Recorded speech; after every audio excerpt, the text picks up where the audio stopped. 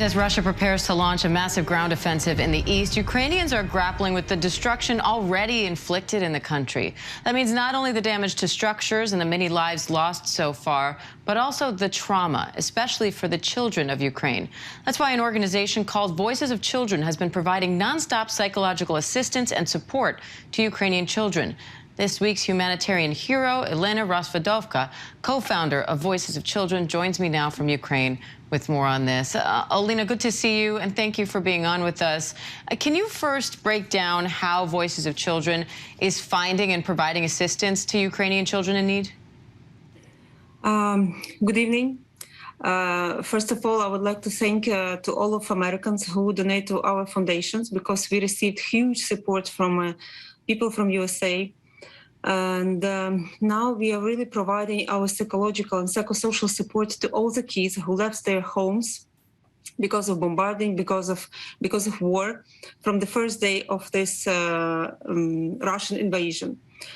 To speak that we are working 24/7, it's to say nothing, because it's really huge amount of kids who are living now in a temporary place for, this collective shelters, without any individual space, without any understanding when they can back home and when it will be finished. And, some people who left homes in the first days, they thought that maybe in 1 week, in 2 weeks, in a month, they will come back home. But for somebody, there is no way to go back.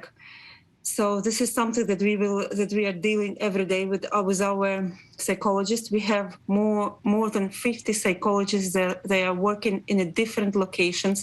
Most of them are concentrated in the western part of Ukraine, where so far it's quite safety.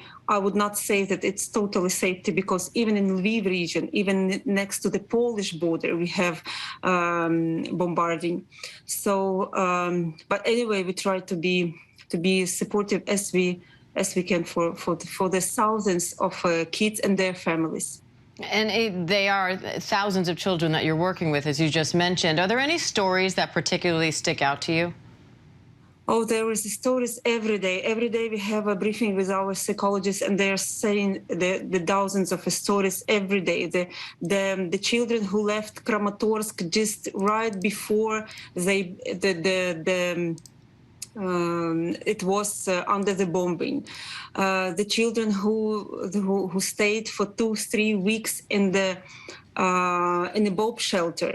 And now they are afraid, they are left, they've been evacuated, and now they just afraid to go out from their room, because they think that the whole world now is not safety for them.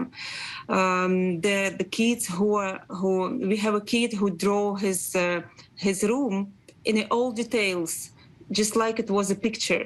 But it was his drawing, and he said that he missed his room very much and he want to come back, but his native city now under the occupation, and he don't really know whether he ever could come back home. We have a kids who lost their parents in this war. We have a children who lost her mother in this war, and we try to give her support now. We have a girl who, and she was witnessed when her father was died after the shelling. So there is the thousands of stories, and I must say that we are working not only with the children but also with the parents, because parents, this is the first adult who are next to the children and can be really supportive for them, and they are also in a huge stress. And millions of Ukrainians left Ukraine, and also we receive on our hotline the calls from abroad, because even they fled Ukraine, they are now in more safety places in Europe.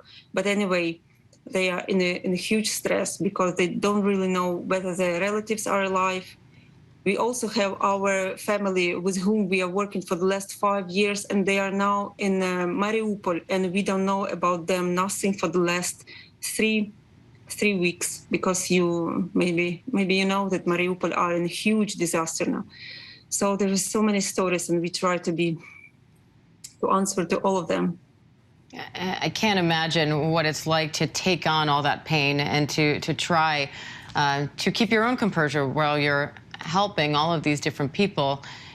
Ukraine's Prosecutor General's office now says since the beginning of the war, at least 197 children have been killed and another 351 have been injured. And of course, if this conflict continues, that number is sure to rise. So what does this war mean for the future generations of Ukraine?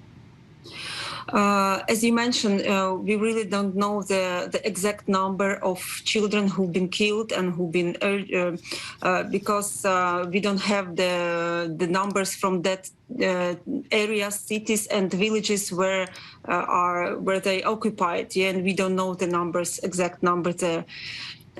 What does it mean for future? It means that nothing will be like we have a new page. And we have to live with this situation, and we have to live somehow tomorrow.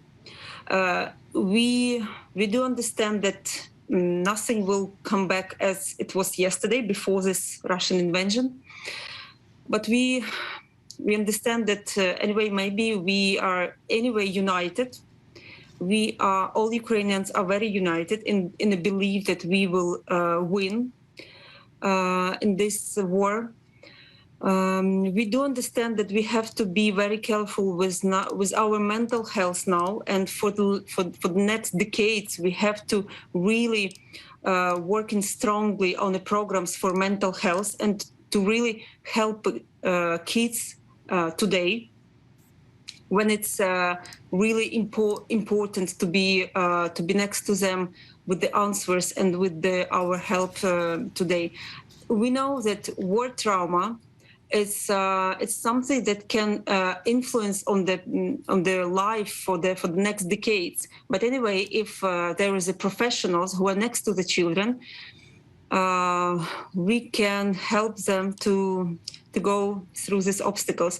Anyway, we Ukrainians now here in Ukraine are all united, and we are strongly believe that anyway, our fight is for the right things.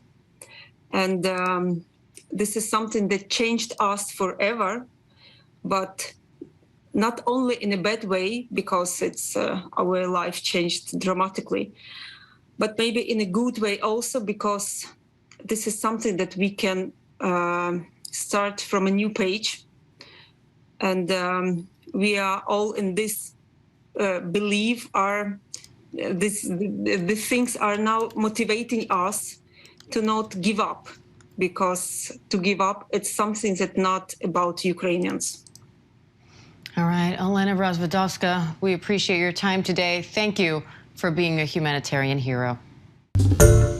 Hi, everyone. George Stephanopoulos here. Thanks for checking out the ABC News YouTube channel. If you'd like to get more videos, show highlights, and watch live event coverage, click on the right over here to subscribe to our channel. And don't forget to download the ABC News app for breaking news alerts. Thanks for watching.